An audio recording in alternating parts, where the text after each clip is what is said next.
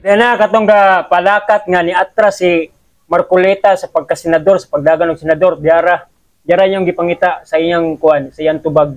Kapataka man yung pakade kayong mga ni atras na si Marcoleta, na iyang gisulti diri, paminawan ninyo. Play video. Meron pong nagkakalat ng balita na di umano'y umatras po ako sa aking kandidatura sa pagkasenador. Isang malaking kasinungalingan po yan.